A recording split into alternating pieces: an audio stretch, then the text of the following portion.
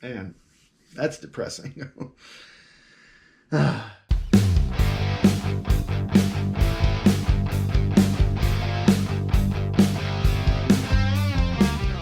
This is the second video in the basics of recording Reaper on a Mac.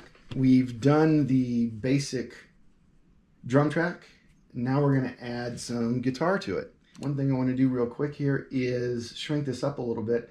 This is the default size that the tracks come in. You can go here and shrink it up a bit. It just leaves you extra space, and when you start getting into a lot of tracks, you'll want that extra space. So we're here, we're going to add another track. This is going to be for the guitar now. Insert new track. There's our track. And since we're recording actual audio this time from the real world, analog world, and not, we're going to have to arm this. It says record, arm, disarm. All right, so that means that it should now be making some noise when we make some noise here. And it is. It's beautiful. You can see the meter going up and down. The mix looks pretty good. You want to make sure, if you're not getting sound, you want to check your input. Right now it's input mono 1. That is the channel. I'm on channel 1 right here. If I go to N2 and I try and play right now, it's not going to make any noise in the system because input 2 doesn't have anything in it. So make sure you got the right input. Now, that's kind of boring, especially if I want to do rock or something. So we're going to go to FX again here. And we're going to click on FX. And we're going to add. If you're on a PC, you can go to VST. If you're on a Mac, I go to AU.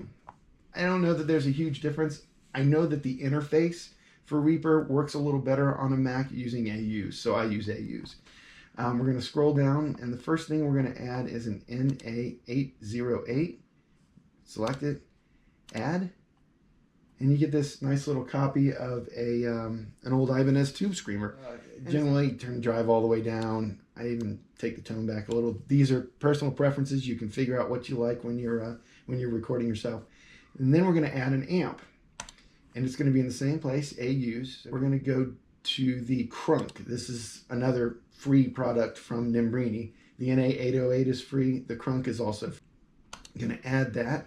Now we've got an amp. All right, so I'm going to bring the gain down just a little bit. That gets rid of a little of the hiss. I know this is a little bassy, so I'm going to bring that down and add a little treble.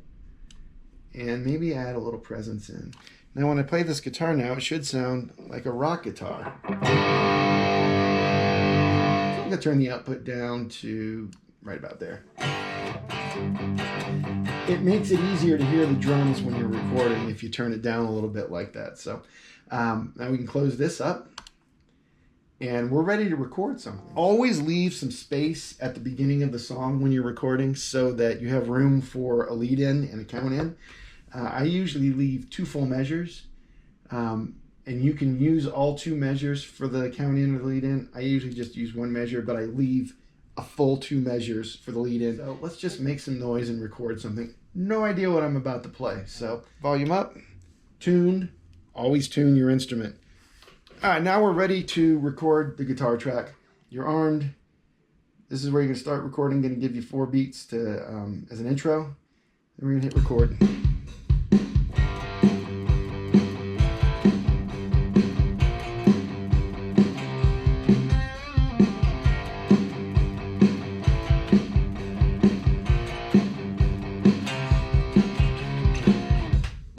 There you go. Except I don't like it.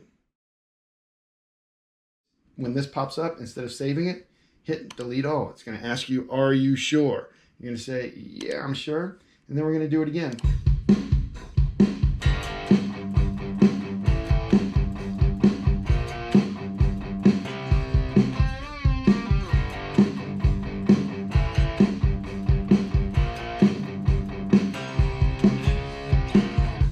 And there you go. You got a basic riff for a basic song already. So we've done 1 track of guitar, but I like to at least double track every guitar. In order to get dual guitars, we're going to come to the track that we just recorded on. We're going to hit right click and duplicate tracks. All right, so it just duplicated another track exactly like the first one. Now, obviously, we don't want the same recording there, so we're going to click on that recording, and then we're going to hit delete. Gone. All right, let's line it up again. So we're doing the same thing. Now, when I record duplicate tracks, I don't like to hear the first track I recorded. It interferes with my brain listening to what I'm actually playing. So we're gonna hit the M button here on the first track to mute that track. Notice how it goes dark. That means we're not gonna hear it when we play this time. It'll just be the drums again. So let's record the second guitar track. 2, 3, 4.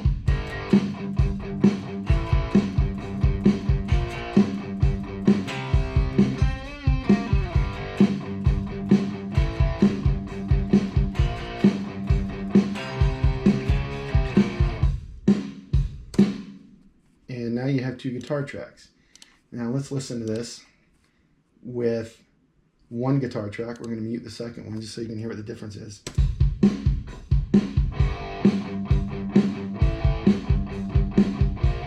Sounds like 1 guitar.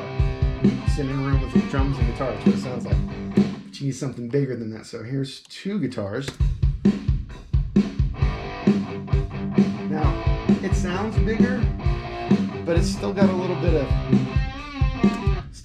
thinness to it because it's sitting right in the middle. So what we want to do is pan these guys. We're going to take 1 guitar to the left and 1 guitar to the right. So here's your little pan knob, and we're going to pan this one almost, all the way to the left. Leave a little in the right, and then this one almost all the way over to the right.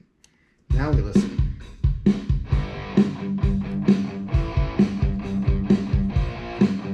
And it's just a much bigger sound. There you go. I mean, now you've got a guitar track, you've got a drum track, you've got the basics in here for a song. The next thing we're going to do is a bass track. It's pretty much just like the guitar track. It's actually even simpler. The most important thing, though, is to get these ideas down at least this much when you come up with an idea so you have it. Okay, so that's it for recording guitar. Moving on to bass next. Hope you enjoyed this, and thanks for watching. That was pretty awful. Okay, let's cut here. I didn't do my hand mark either because I'm an idiot.